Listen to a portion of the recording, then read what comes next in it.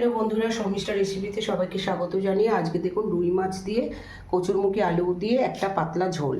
দেখুন এখানে মেথি আছে ফোড়নের জন্য, লঙ্কা আছে, টমেটো আছে, রুই মাছ তো কাটা রয়েছে। আর এখানে মশলার মধ্যে জিরের গুঁড়ো, ধনের গুঁড়ো, লঙ্কার গুঁড়ো, হলুদের গুঁড়ো আর লবণ নিয়েছি। এবারে আমি প্রথমে কড়াই বসিয়ে দিয়েছি। দেখুন কড়াইতে সর্ষের তেল দেবো, দিয়ে মাছগুলো ফার্স্ট ভেজে নেবো। আর এখানে আলু কচু কাটা তো আর রয়েছে। এবারে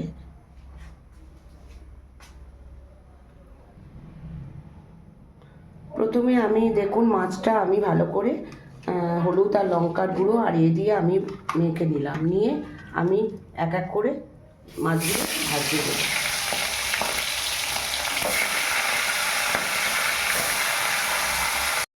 দেখুন মাছগুলো আমার সব ভাজা হয়ে গেছে, কড়াইতে তেল আছে। আমি এবারে ফোড়নের মধ্যে এটা মেথি দিয়ে মাছের জন্য ফোড়নটা দিয়ে দিলাম।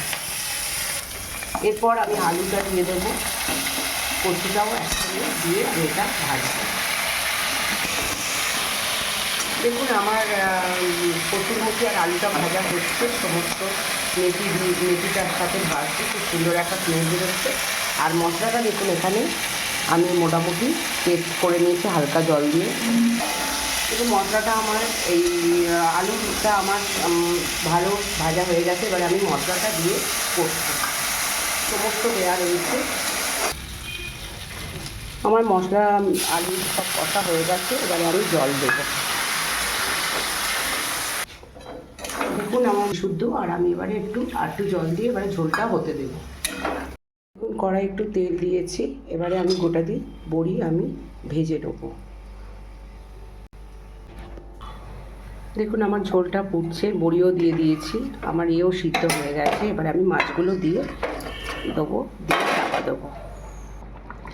দেখুন বন্ধুরা আমার মাছের ঝোলটা প্রায় কমপ্লিট, সমস্ত সিদ্ধ হয়ে গেছে। কচু তো দেখো এত সুন্দর কচু তো ঘেটেই গেছে, আর আলুও প্রায় সিদ্ধ হয়ে গেছে। আমি এবারে আমার এই মাছের ঝোলটা আমি অন্য পাত্রে নামিয়ে নেবো। আমার এই রকম ঝোল গরম ভাত দিয়ে খান, খুবই ভালো লাগবে।